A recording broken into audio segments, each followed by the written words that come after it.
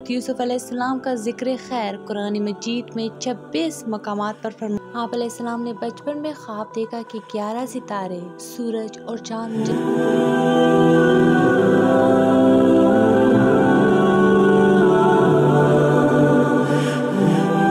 बिस्मिल्लाहिर्रहमानिर्रहीम। अस्सलाम वालेकुम।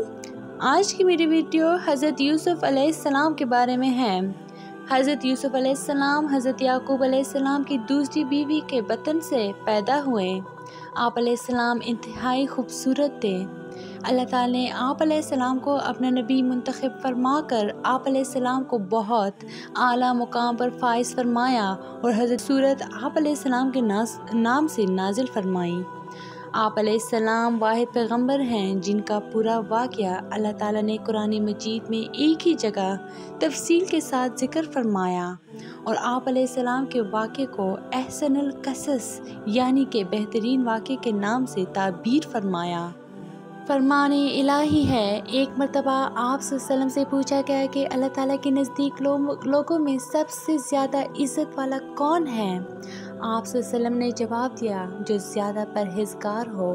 सहाबा रज़ियल्लाहु ने अर्ज़ किया, हम ये नहीं पूछ रहे। आप सल्लल्लाहु ने फरमाया, क्या तुम ख़ानदानी शराफ़त के मुतल्लिक़ पूछ रहे हो?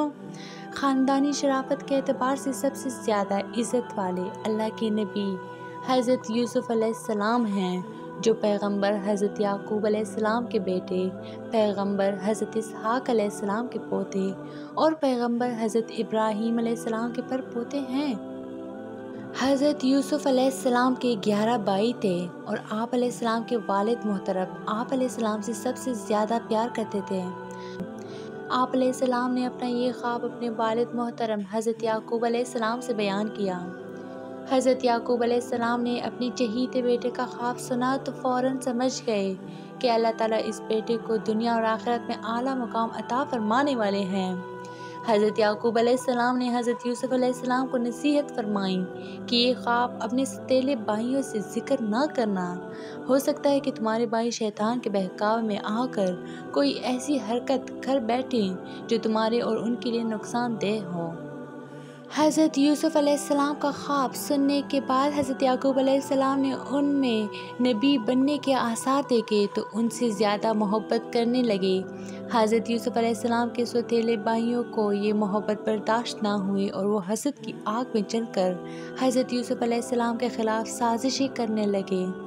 सौतेले भाइयों ने हज़रत यूसुफ अलैहिस्सलाम को बाप की निगाहों से ओझल करने का फ़ैसला कर लिया और आपस में ये मशवरा किया कि यूसुफ अलैहिस्सलाम को या तो जान से मार डालें या दूर किसी ऐसी जगह पर छोड़ आएं जहां से ये वापस ना आ सके।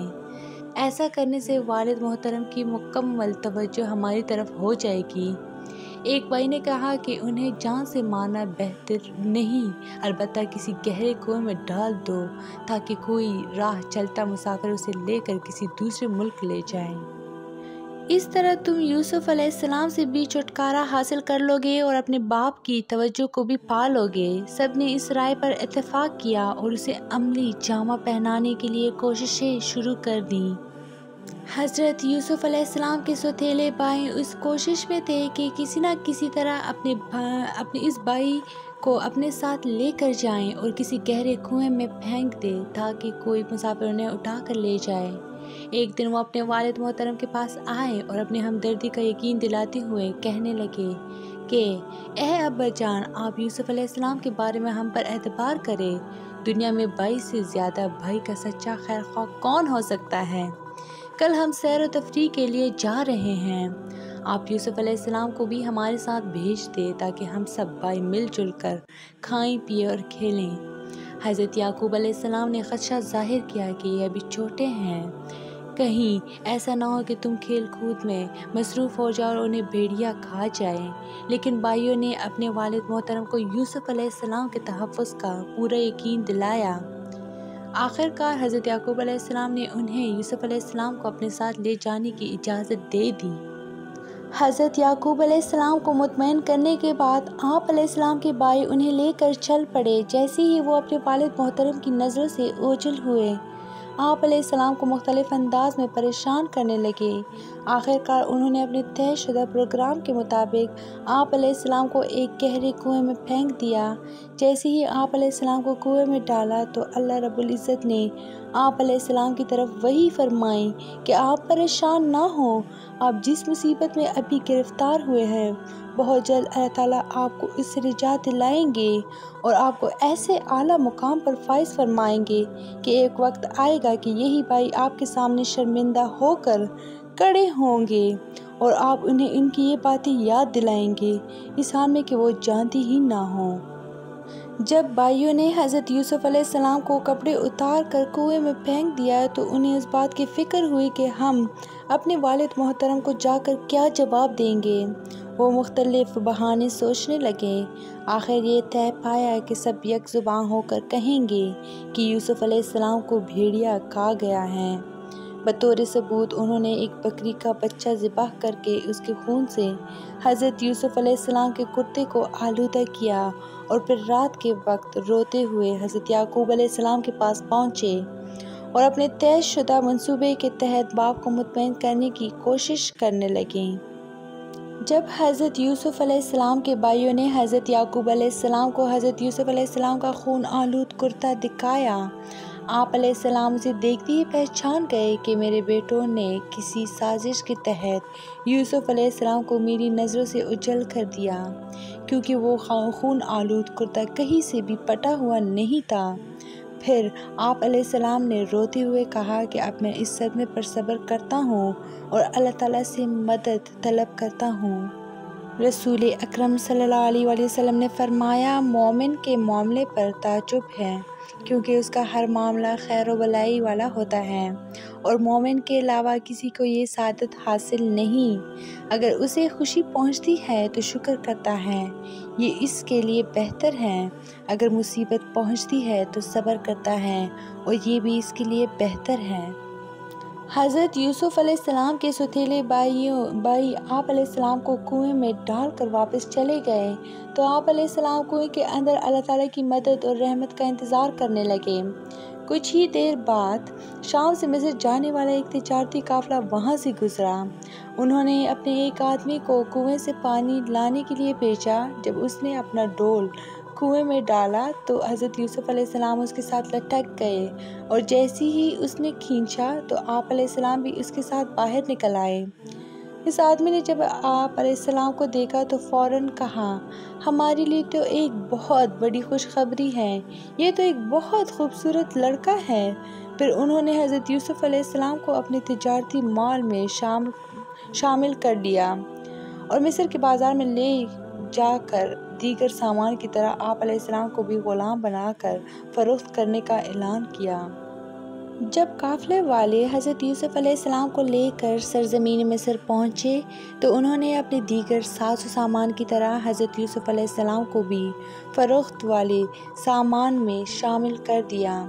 آپ علیہ السلام کے ذریعے اللہ تعالیٰ اہل مصر پر رحمت نازل فرمانے والے تھے اور آپ علیہ السلام کے ہاتھوں میں حکومت کی باغ دوڑ آنے والی تھی، اس لیے عزیز مصر نے آ کر آپ علیہ السلام کو دیکھتے ہی قافلے والوں سے خرید لیا، کیونکہ اسے آپ علیہ السلام کی پیشانی پر خیر اور برکت کے آثار نظر آ گئے تھے۔ خریدنے کے بعد وہ آپ علیہ السلام کو اپنے شاہی محل میں لے آیا اور اپنی بیوی سے کہا کہ انہیں عزت سے رکھنا، ہو سکتا ہے کہ یہ ہمارے کسی کام آئے یا ہم اس کو اپنا بیٹا ہی بنا لیں۔ اسی طرح اللہ رب العزت نے حضرت یوسف علیہ السلام کو مصر میں ایک شاہی گھرانے میں پرورش پانے کا موقع نصیب فرمایا۔ یوسف علیہ السلام عزیز مصر کے گھر میں پرورش پا رہے تھے اور اپنے والد محترم کی تعلیمات کے مطابق اللہ تعالیٰ کی عبادت کر رہے تھے۔ جب آپ علیہ السلام جوانی کی عمر کو پہنچے تو اللہ رب العزت نے آپ علیہ السلام کو علم و حکمت سے نوازا اور منصب نبوت پر فائز فرمایا۔ حضرت یوسف علیہ السلام جب جوانی کی عمر کو پہنچے تو آپ علیہ السلام حسن و جمال کا پیکر اور انتہائی خوبصورت تھے۔ عزیز مصر کی بیوی آپ علیہ السلام کے حسن پر فرفتہ ہو گئیں اور آپ علیہ السلام کو ورغلانے کی بہت کوشش کی۔ ایک دن موقع پا کر وہ آپ علیہ السلام کو بند کمرے میں لے گئیں اور خوب بناؤ سنگار کر کے آپ علیہ السلام کو برائی کی دعوت دی۔ لیکن آپ علیہ السلام نے اس کی دعوت کو رد کر دیا اور جواب میں کہا کہ میں تمہارے اس دعوت گناہ سے بچنے کے لیے اللہ تعالیٰ کی پناہ مانگتا ہوں، اس لیے کہ یہ گناہ جرم عظیم، امانت میں خیانت اور محسن کی ناشکری ہے۔ تمہارا شوہر میرا محسن ہے اور یہ کیسے مناسب ہوگا کہ میں اپنے محسن کی عزت سے کھیلوں؟ اپنے محسن کی خیانت کرنا تو ظلم ہے اور میں ظلم کا ارتکاب نہیں کر سکتا۔ اس کے بعد آپ علیہ السلام اپنی پاک دامنی کے لیے کوشش کرتے ہوئے دروازے سے باہر نکلنے لگے تو عزیز مصر کی بیوی نے آپ علیہ السلام کا پیچھے سے کرتا پکڑا، جس سے وہ پٹ گیا۔ دروازے کے پاس ہی دونوں نے عزیز مصر کو سامنے پایا۔ حضرت یوسف علیہ السلام جب اپنی عزت بچانے کے لیے بھاگتے ہوئے دروازے پر پہنچے تو عزیز مصر کو دروازے پر پایا۔ عزیز مصر کی بیوی نے اپنے شوہر کو دیکھتی ہی چالاکی کرتے ہوئے اسے آپ علیہ السلام کے خلاف بھڑکانے کی کوشش کی اور کہا، جو آدمی تمہاری بیوی کے ساتھ برائی کا ارادہ کرے تو اس کی سزا یہی ہے کہ اسے قید میں ڈال دیا جائے یا اسے کوئی اور دردناک سزا دی جائے۔ حضرت یوسف علیہ السلام نے بھی اپنے آپ کو بے گناہ ثابت کرنے کی کوشش کی۔ آخرکار عورت کے خاندانی میں سے ایک سمجھدار آدمی نے یہ گواہی دی کہ اگر یوسف علیہ السلام کی قمیص آگے سے پٹی ہوئی ہے تو عورت سچی ہے اور اگر پیچھے سے پٹی ہوئی ہے تو یوسف سچا ہے۔ لہٰذا جب عزیز مصر نے دیکھا کہ آپ علیہ السلام کی قمیص پیچھے سے پٹی ہوئی ہے تو وہ فوراً معاملے کی حقیقت کو سمجھ گیا اور اپنی بیوی کو توبہ کرنے اور یوسف علیہ السلام کو درگزر کرنے کو کہا۔ حضرت یوسف علیہ السلام کی پاک دامنی ظاہر ہونے کے بعد عزیز مصر کی بیوی کا حضرت یوسف علیہ السلام پر فریفتہ ہونے کا واقعہ مشہور ہو گیا۔ مصر کی عورتوں نے عزیز مصر کی بیوی پر لعن طعن شروع کر دی کہ عزیز مصر کی بیوی اپنے ہی غلام پر فریفتہ ہو گئی اور اسے اپنا دل دے بیٹھی ہے۔ جب عزیز مصر کی بیوی کو پتہ چلا تو اس نے عورتوں کی ایک محفل منعقد کی اور مہمان نوازی کے طور پر دسترخوان پر پھل بھی رکھ دیے اور ہر ایک کے ہاتھ میں ایک ایک چھری بھی دے دی تاکہ اپنے سامنے رکھے ہوئے پھل کاٹ کر کھائیں۔ عین اس وقت جب عورتیں پھل کاٹ رہی تھیں، حضرت یوسف علیہ السلام کو ان کے سامنے بلایا۔ عورتیں آپ علیہ السلام کے حسن و جمال کو دیکھ کر ایسی متاثر ہوئیں کہ اپنے ہوش و حواس ہی کھو بیٹھیں۔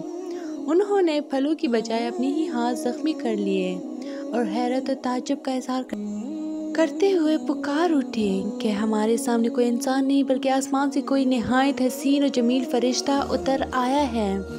عزیز مصر کی بیوی نے موقع پا کر کہا کہ اسی کے بارے میں تو مجھ پر لعن طعن کر رہی تھی۔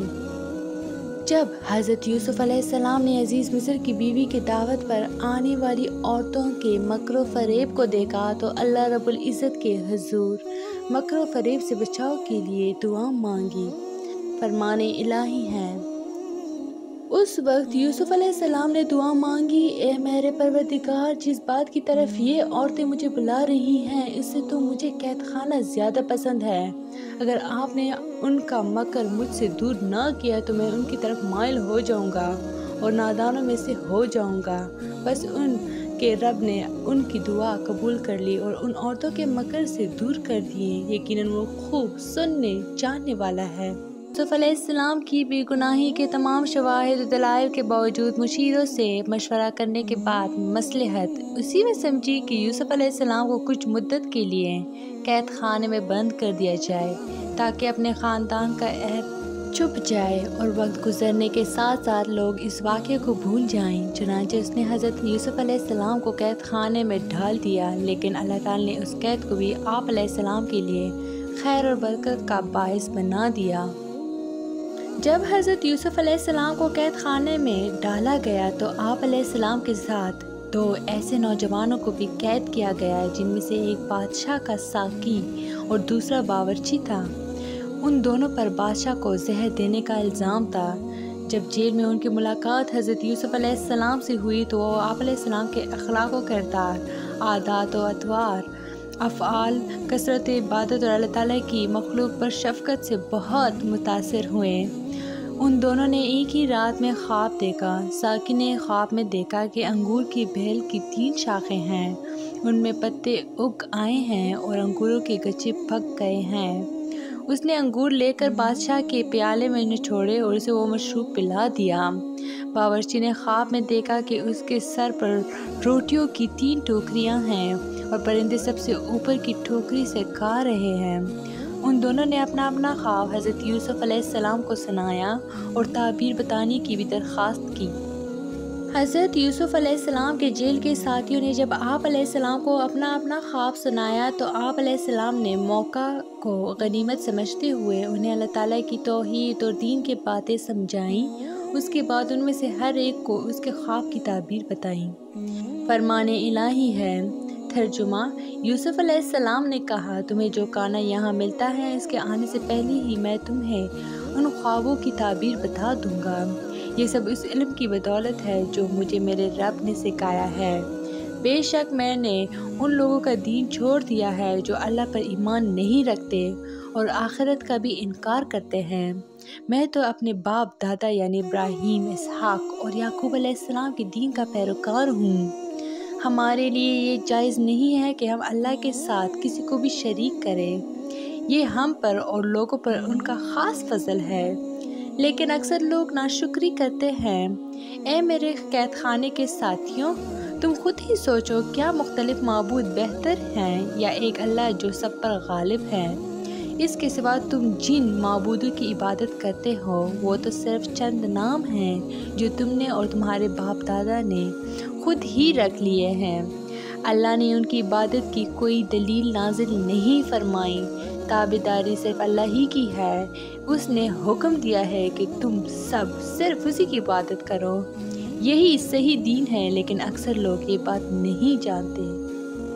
حضرت یوسف علیہ السلام نے اپنے جیل کے ساتھیوں کو اللہ تعالیٰ کی توحید اور دین کی باتیں سمجھانے کے بعد انہیں تعبیر یہ بتائی کہ تم میں سے جس نے اپنے آپ کو شراب نچوڑتے دیکھا ہے اس کی تعبیر یہ ہے کہ اسے قید سے رہائی ملے گی اور وہ دوبارہ اپنے بادشاہ کو شراب پلانے پر مأمور ہوگا، اور جس نے اپنے سر پر روٹیوں کے ٹھوکرے دیکھے ہیں اسے پھانسی دی جائے گی اور پرندے اس کے سر سے گوشت نوچ نوچ کر کھائیں گے۔ حدیث رسول اکرم صلی اللہ علیہ وسلم ہے، جب تم میں سے کوئی اچھا خواب دیکھے تو اس پر اللہ کا شکر ادا کرے اور اسے بیان کرے، اور اگر کوئی ناپسندیدہ خواب دیکھے تو وہ شیطان کی طرف سے ہے، لہٰذا اس خواب کے شر سے پناہ مانگے اور وہ خواب کسی سے بیان نہ کرے۔ ایسا کرنے سے وہ اسے نقصان نہیں پہنچائے گا۔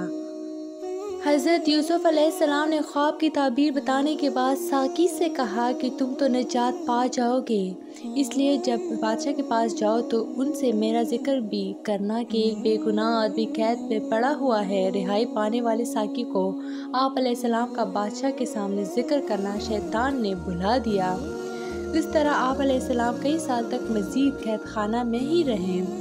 فرمان الہی ہے، اور جس کے بارے میں یوسف علیہ السلام کو یقین تھا کہ وہ قید سے رہا ہو جائے گا، اس سے کہا اپنے بادشاہ سے میرا ذکر بھی کر دینا، مگر شیطان نے اسے اپنے بادشاہ سے ذکر کرنا بھلا دیا۔ بس اس طرح وہ یوسف علیہ السلام کئی سال تک قید خانہ میں ہی رہے۔ ساقی کے رہا ہونے کے کئی سال بعد مصر کے بادشاہ کو خواب آیا کہ 7 موٹی گائیں ایسی ہیں جنہیں 7 دبلی گائیں کھا رہی ہیں، اور 7 خوشی خشک ہیں اور 7 سبز۔ اس نے اپنے درباریوں سے اپنے اس خواب کی تعبیر پوچھی، لیکن کوئی بھی اس کی تعبیر نہ بتا سکا، بلکہ وہ کہنے لگے یہ تو پریشان کن خواب ہیں۔ آخر کار وہ ساقی جو قید سے رہائی پا کر بادشاہ کے ہاں پہنچا تو اس نے کہا اگر آپ مجھے اجازت دیں تو میں قید خانے میں جاتا ہوں، وہاں ایک یوسف نامی آدمی ہے جو اس خواب کی تعبیر بتا سکتے ہیں۔ چنانچہ اجازت ملنے کے بعد وہ آپ علیہ السلام کے پاس آیا اور آپ علیہ السلام سے خواب کی تعبیر دریافت کی۔ آپ علیہ السلام نے جو تعبیر بتائی وہی صحیح ثابت ہوئی۔ جب بادشاہ کے ساقی نے حضرت یوسف علیہ السلام سے بادشاہ کے خواب کی تعبیر پوچھی اور آپ علیہ السلام نے اس کی تعبیر بتائی تو وہ فوراً بادشاہ کے پاس پہنچا اور حضرت یوسف علیہ السلام کی بتائی ہوئی تعبیر اس کے سامنے پیش کی۔ خواب کی تعبیر معلوم ہونے پر بادشاہ بڑا خوش ہوا اور حضرت یوسف علیہ السلام کو اپنے خاص وزراء میں شامل کرنے کے لیے اپنے پاس لانے کا حکم دیا۔ جب بادشاہ کا قاصد آپ علیہ السلام کے پاس حاضر ہوا تو آپ علیہ السلام نے اس وقت تک قید خانے سے باہر نکلنے سے انکار کر دیا جب تک آپ علیہ السلام کی مکمل بے گناہی کا اظہار نہ ہو جائے۔ آپ علیہ السلام نے قاصد سے کہا کہ بادشاہ کو میرا پیغام پہنچا دو کہ جن عورتوں نے مکر و فریب کرتے ہوئے اپنے ہاتھ کاٹ لیے تھے ان سے پوچھیں کہ اصل حقیقت کیا تھی۔ بادشاہ نے ان عورتوں سے دریافت کیا تو انہوں نے اصل حقیقت کا اعتراف کرتے ہوئے کہا کہ یوسف علیہ السلام پاک دامن ہیں، ان میں کوئی برائی نہیں۔ اور عزیز مصر کی بیوی نے بھی جب دیکھا کہ حق واضح ہو گیا ہے تو اس نے بھی اقرار کیا کہ میں نے ہی اسے ورغلانے کی کوشش کی تھی، وہ یقیناً بے گناہ ہیں۔ جب آپ علیہ السلام کی بے گناہی ثابت ہو گئی تو آپ علیہ السلام نے عرض کیا کہ میں اپنے نفس کی پاکیزگی بیان نہیں کرتا، بے شک نفس سے تو گناہ کے کام ہونا ممکن ہے مگر یہ کہ جس پر اللہ تعالیٰ اپنے خاص رحمت فرمائیں۔ عزیز مصر کے سامنے حضرت یوسف علیہ السلام کی بے گناہی ثابت ہو گئی اور اسے معلوم ہو گیا کہ آپ علیہ السلام پر لگایا جانے والا الزام بے بنیاد ہے، تو اس نے کہا یوسف علیہ السلام کو میرے پاس لے آؤ اور میں انہیں اپنے خاص کاموں کے لیے مقرر کر لیتا ہوں۔ جب اس نے آپ علیہ السلام سے گفتگو کی تو وہ آپ کی صلاحیتوں سے بہت متاثر ہوا اور کہنے لگا آج سے آپ ہمارے ہاں عزت والے اور امانت دار ہیں، لہٰذا ہم آپ کو وزارت دینا چاہتے ہیں۔ آپ علیہ السلام نے عرض کیا کہ اگر آپ مجھے وزارت دینا چاہتے ہیں تو وزیر خزانہ بنا دیجیے۔ لہٰذا اس طرح آپ علیہ السلام کو مصر میں وزارت کے عہدے پر فائز کر دیا گیا اور اللہ تعالیٰ کا وہ وعدہ پورا ہوا کہ ہم آپ کو زمین میں اعلیٰ مقام پر فائز فرمائیں گے۔ آپ علیہ السلام کو چونکہ پہلے ہی سے علم ہو چکا تھا کہ 7 سال کے بعد قحط سالیاں آئیں گی، آپ علیہ السلام نے پہلے ہی سے اسی تدابیر اختیار کی کہ قحط سالی والے سال بھی لوگوں کو خور و نوش کی اشیاء بقدر ضرور ملتی رہے۔ جب حضرت یوسف علیہ السلام وزیر خزانہ بنے تو خوشحالی کے 7 سالوں میں بہترین تدابیر اختیار کر کے اناج کو محفوظ کر لیا۔ پھر جب 7 سال قحط سالی پڑی تو آپ علیہ السلام نے متاثرین میں غلہ بانٹنا شروع کیا۔ آپ علیہ السلام ہر شخص کو رقم لے کر سال بھر کے لیے غلہ دیتے تھے۔ اس قحط کا اثر مصر سے بڑھ کر کنعان شہر جہاں یعقوب علیہ السلام رہتے تھے تک بھی پہنچا، لہٰذا آپ علیہ السلام کے سوتیلے بھائی اپنے والد محترم سے اجازت اور رقم لے کر غلہ لینے کے لیے مصر آئے۔ آپ علیہ السلام نے انہیں فوراً پہچان لیا لیکن بھائیوں نے نہیں پہچانا کیونکہ جب انہوں نے آپ علیہ السلام کو کنویں میں پھینکا تھا اس وقت آپ علیہ السلام بہت چھوٹے تھے، انہیں یہ خبر نہ تھی کہ اس کے بعد یوسف علیہ السلام کے ساتھ کیا ہوا، انہیں یہ گمان بھی نہ تھا کہ آپ صاحب اقتدار ہوں گے۔ حضرت یوسف علیہ السلام نے بھائیوں سے اجنبیوں کی طرح گفتگو کی اور پوچھا کہ تمہارے سوا اور کوئی بھی تمہارا بھائی ہے؟ انہوں نے کہا کہ ہم 12 بھائی تھے، ہمارا ایک سوتیلا بھائی جنگل میں ہلاک ہو گیا اور اس کا ایک سگا بھائی اور ہے جو والد کے پاس ہے، وہ ہمارے ساتھ نہیں آیا۔ حضرت یوسف علیہ السلام نے اپنے خدام سے کہا کہ ان کی اچھی طرح مہمان نوازی کرو، چنانچہ ان کی خوب مہمان نوازی کی گئی اور اس کے بعد آپ علیہ السلام نے انہیں خوب غلہ دیا اور ان کی رقم بھی غلے میں واپس رکھوا دی اور ساتھ ساتھ یہ بھی کہا کہ آئندہ جب میرے پاس آؤ تو اپنے چھوٹے بھائی کو بھی ساتھ لانا، اگر تم اسے ساتھ نہ لائیں تو تمہیں غلہ نہیں ملے گا۔ حضرت یوسف علیہ السلام سے غلہ حاصل کرنے کے بعد آپ علیہ السلام کے سوتیلے بھائی اپنے گھر پہنچے تو دیکھا کہ غلے کے اندر ان کی وہ رقم بھی موجود تھی جس کے عوض انہوں نے غلہ لیا تھا۔ وہ اپنی رقم دیکھ کر بہت زیادہ متاثر ہوئے اور جب دوبارہ غلہ لینے کے لیے جانے لگے تو حسب وعدہ اپنے سوتیلے بھائی کو ساتھ لے جانے کے لیے اپنے والد محترم حضرت یعقوب علیہ السلام کی خدمت میں حاضر ہوئے اور عرض کیا، اے ابو جان، دیکھیں مصر کا بادشاہ کتنا رحم دل ہے، اس نے ہمیں غلہ بھی دیا اور ساتھ میں ہماری رقم بھی واپس کر دی۔ اس نے ہم سے یہ کہا تھا کہ جب دوبارہ آؤ تو اپنے ساتھ اپنے بھائی کو بھی لانا، اگر تم اپنے اس بھائی کو ساتھ نہ لائے تو تمہیں غلہ نہیں ملے گا۔ اے ابو جان، آپ ہمارے ساتھ ہمارے بھائی کو بھی بھیج دیں تاکہ ہم زیادہ غلہ لے کر آئیں اور ہم اس کی نگہبانی کے ذمہ دار ہیں۔ حضرت یعقوب علیہ السلام نے انہیں منع کر دیا اور کہا کہ میں ہرگز تمہارے ساتھ ان کو نہیں بھیجوں گا۔ کیا میں ان کے بارے میں بھی تم پر ویسا ہی اعتبار کروں جیسا اس کے بھائی یوسف علیہ السلام کے بارے میں کیا تھا؟ آخر کار بیٹوں نے خوب منت سماجت اور پکے وعدے کیے تو حضرت یعقوب علیہ السلام انہیں اپنے سوتیلے بھائیوں کے ساتھ بھیجنے پر رضامند ہو گئے۔ جب بیٹے غلہ حاصل کرنے کے لیے کنعان سے مصر کی طرف روانہ ہونے لگے تو حضرت یعقوب علیہ السلام نے انہیں یہ نصیحت فرمائی کہ شہر میں ایک دروازے سے داخل نہ ہونا بلکہ الگ الگ دروازوں سے داخل ہونا۔ آپ علیہ السلام نے انہیں یہ نصیحت اس لیے فرمائی کہ وہ سب کے سب بھائی خوبصورت تھے، کہیں ایسا نہ ہو کہ ایک ہی دروازے سے داخل ہونے سے انہیں کسی کی نظر لگ جائے۔ بیٹے اپنے باپ کی نصیحت کے مطابق مختلف دروازوں سے شہر میں داخل ہو کر حضرت یوسف علیہ السلام کی خدمت میں حاضر ہوئے۔ آپ علیہ السلام پہلے ہی سے ان کے منتظر تھے۔ جیسے ہی بھائی آپ علیہ السلام کی خدمت میں پہنچے تو انہوں نے آپ کا پرتپاک استقبال کیا۔ جب تمام بھائی حضرت یوسف علیہ السلام کے پاس پہنچے تو آپ علیہ السلام نے انہیں شاہی مہمان خانے میں ٹھہرایا اور خوب خاطر تواضع کی۔ پھر اپنے سگے بھائی کو تنہائی میں بلا کر بتایا کہ میں تمہارا بھائی یوسف ہوں۔ اللہ تعالیٰ نے مجھ پر بڑا کرم کیا ہے کہ مجھے کنویں سے نکال کر مصر کا وزیر خزانہ بنا دیا۔ بھائیوں کی باتوں پر غم نہ کرو اور ہماری یہ بات بھی ظاہر نہ ہونے دینا۔ میں کسی تدبیر سے تمہیں اپنے پاس روک لوں گا۔ چنانچہ آپ علیہ السلام نے اپنے بھائیوں کو 3 دن تک اپنے پاس رکھا، پھر ہر ایک کو ایک ایک اونٹ غلہ دے کر روانہ کیا۔ چنانچہ آپ علیہ السلام نے اپنے نوکروں کو حکم دیا کہ شاہی پیالہ چپکے سے ان کے سامان میں رکھ دو۔ یہ قافلہ جیسے ہی مصر سے روانہ ہونے لگا تو پیچھے سے ایک آدمی نے آواز لگائی، اے قافلے والو، تم چور ہو۔ بھائیوں نے پوچھا کہ تمہاری کیا چیز گم ہو گئی ہے؟ اس نے کہا، بادشاہ کا ایک پیالہ گم ہو گیا ہے۔ بھائیوں نے اپنے آپ سے یہ الزام دور کرنے کی کوشش کی تو شاہی خادموں نے کہا کہ اچھا یہ بتاؤ، جس کے سامان سے وہ پیالہ برآمد ہو اس کی سزا کیا ہوگی؟ سب نے کہا، اس شخص کو اس کے بدلے میں یہی روک لیا جائے۔ چنانچہ جب تلاشی لی گئی تو یوسف کے بھائی کے سامان سے وہ پیالہ برآمد ہو گیا۔ جب بنیامین کے سامان سے شاہی پیالہ برآمد ہوا تو بھائیوں نے فوراً کہا، ہم تو چوری کو بہت ہی بری حرکت سمجھتے ہیں۔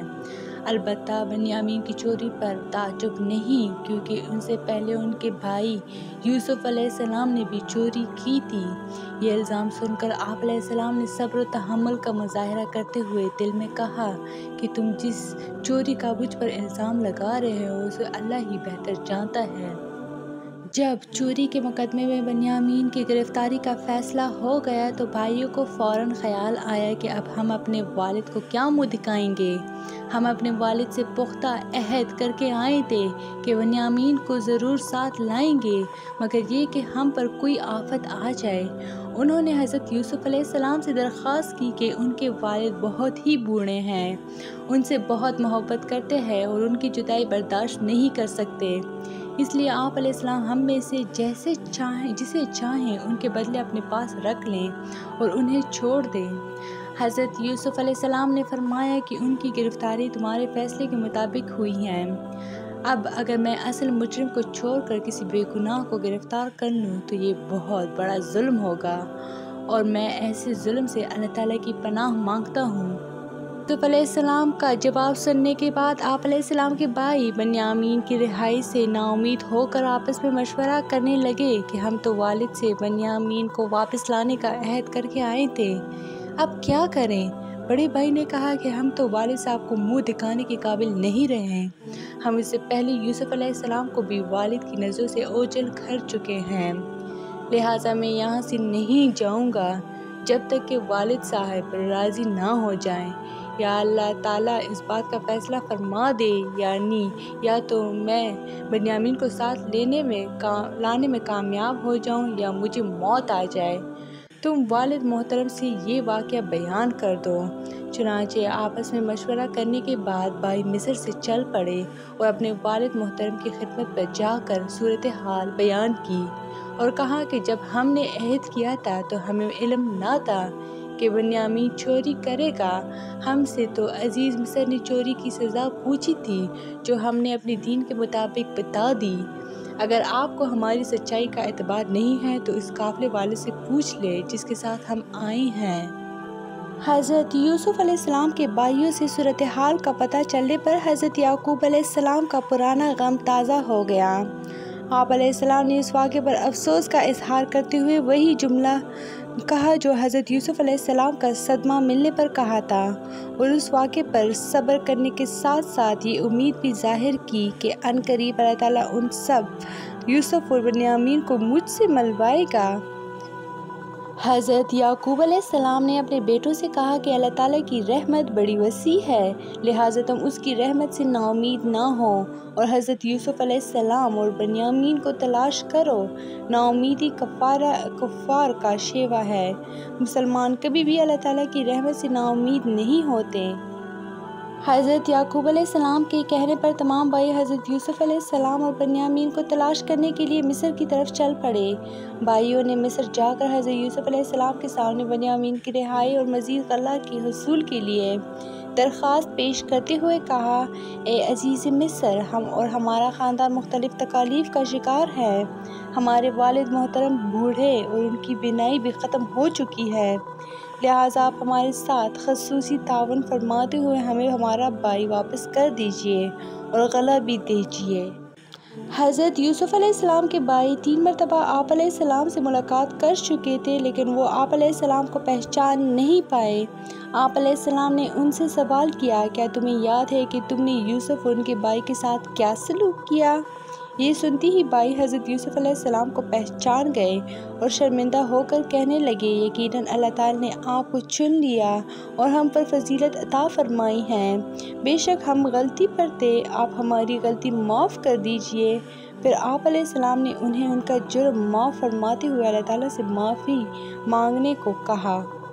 حضرت یوسف علیہ السلام کے بھائیوں نے جب آپ علیہ السلام سے معافی کی درخواست کی تو آپ علیہ السلام نے انہیں معاف کرتے ہوئے فرمایا، مجھے تم سے کوئی شکایت نہیں، تم اللہ تعالیٰ سے معافی مانگو۔ جب حضرت یوسف علیہ السلام کے بھائی واپس جانے لگے تو آپ علیہ السلام نے فرمایا کہ میری یہ قمیص لے جاؤ اور والد صاحب کے چہرے پر ڈال دو، ان کی بینائی واپس آ جائے گی۔ پھر تمام اہل خانہ کو بھی یہاں لے آؤ تاکہ ہم سب مل کر زندگی گزاریں۔ حضرت یوسف علیہ السلام کے بھائی جیسے ہی آپ علیہ السلام کی قمیص اور غلہ لے کر مصر سے روانہ ہوئے تو حضرت یعقوب علیہ السلام کو حضرت یوسف علیہ السلام کی قمیص کی خوشبو آنے لگی۔ آپ علیہ السلام نے اپنے اہل خانہ سے فرمایا، اگر تم مجھے بہکا ہوا نہ کہو تو میں تمہیں بتاؤں کہ مجھے یوسف علیہ السلام کی خوشبو آ رہی ہے۔ اہل خانہ نے آپ علیہ السلام کی بات پر یقین نہیں کیا۔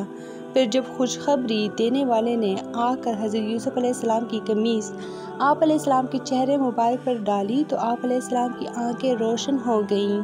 آپ علیہ السلام نے فوراً فرمایا، کیا میں تم سے یہ نہیں کہا کرتا تھا کہ اللہ تعالیٰ کی طرف سے مجھے وہ باتیں معلوم ہیں جو تمہیں معلوم نہیں ہیں؟ پھر آپ علیہ السلام کے تمام بیٹوں نے عرض کیا کہ اے ابو جان، بے شک ہم سے غلطی ہو گئی ہے، آپ ہمارے لیے اللہ تعالیٰ سے استغفار کریں۔ تو آپ علیہ السلام نے ان کے لیے استغفار کی حامی بھر لی۔ جب بھائیوں نے حضرت یوسف علیہ السلام کے پورے خاندان کو مصر میں لانے کا پیغام حضرت یعقوب علیہ السلام کو پہنچایا تو آپ علیہ السلام اپنے پورے خاندان کو لے کر مصر کی طرف روانہ ہو گئے۔ جب حضرت یوسف علیہ السلام کو اپنے خاندان کی آمد کی خبر ملی تو آپ علیہ السلام ان کے استقبال کے لیے اپنے وزراء اور معززین کے ساتھ شاہی محل سے روانہ ہوئے اور اپنے خاندان کا پرتپاک استقبال کیا۔ حضرت یعقوب علیہ السلام اپنے بیٹی کی محبت، عزت اور عظمت کو دیکھ کر بڑے خوش ہوئے اور اس پر اللہ تعالیٰ کا شکر ادا کیا۔ جب حضرت یعقوب علیہ السلام اپنے خاندان سمیت مصر پہنچ گئے تو حضرت یوسف علیہ السلام نے انہیں خوب عزت دی اور اپنے والدین کو تخت شاہی پر اپنے پاس بٹھا کر فرمایا، مصر میں جہاں سے چاہو کھاؤ پیو، یہ تمہارے لیے بڑی پرامن جگہ ہے۔ پھر آپ علیہ السلام نے اپنے والدین کو اپنے تخت پر بٹھایا۔ آپ علیہ السلام کے والدین اور 11 بھائی آپ علیہ السلام کے سامنے سجدہ میں گر گئے۔ جیسے ہی حضرت یوسف علیہ السلام نے ماں باپ اور 11 بھائیوں کو سجدے کی حالت میں دیکھا تو فوراً کہا، اے ابا جان، یہ میری اسی خواب کی تعبیر ہے جو میں نے بچپن میں دیکھا تھا۔ اللہ تعالیٰ نے مجھ پر بہت بڑا انعام فرمایا کہ مجھے جیل سے رہائی نصیب فرمائی، میرے اور میرے بھائیوں کے درمیان جو اختلاف تھا اس کو دور فرمایا اور آپ سب کو یہاں لے آیا، جس پر میں اللہ رب العزت کا بہت زیادہ شکر گزار ہوں۔ حضرت یوسف علیہ السلام نے جب دیکھا کہ اللہ رب العزت نے مجھ پر خوب انعام و اکرام عطا فرمایا ہے، مجھے اعلیٰ مقام عطا فرماتے ہوئے میرے خاندان کو بھی مجھ سے ملوا دیا، اس پر اللہ تعالیٰ کا شکر ادا کرتے ہوئے آپ علیہ السلام نے اللہ تعالیٰ کی خوب حمد و ثنا بیان فرمائی اور ساتھ ہی آخرت کی کامیابی کے لیے بھی دعا مانگی۔ ترجمہ: اے میرے پروردگار، بلا شبہ آپ نے مجھے حکومت بھی عطا فرمائی اور خوابوں کی تعبیر بھی سکھائی۔ اے آسمان و زمین کے پیدا کرنے والے، آپ ہی دنیا اور آخرت میں میرے سرپرست ہیں، لہٰذا اسلام پر میرا خاتمہ کیجیے اور مجھے نیک لوگوں میں شامل فرما دیجیے۔ حضرت یوسف علیہ السلام 110 سال کی عمر میں مصر میں ہی انتقال فرما گئے۔ آپ علیہ السلام نے اپنی وفات سے قبل اپنے بھائیوں کو یہ وصیت فرمائی تھی کہ میری میت کو میرے والد محترم کے قریب دفن کرنا۔ چنانچہ حضرت یوسف علیہ السلام کی وفات کے بعد آپ علیہ السلام کی وصیت کے مطابق بھائیوں نے آپ علیہ السلام کی میت کو کفن دے کر ایک تابوت میں رکھا اور حضرت یعقوب علیہ السلام کے قریب دفن کر دیا۔ تو یہ تھی میری آج کی ویڈیو، امید کرتی ہوں کہ آپ لوگوں کو اچھی لگی ہوگی۔ چینل کو لائک، شیئر اینڈ سبسکرائب ضرور کریں۔ Stay tuned for more. Thanks for watching.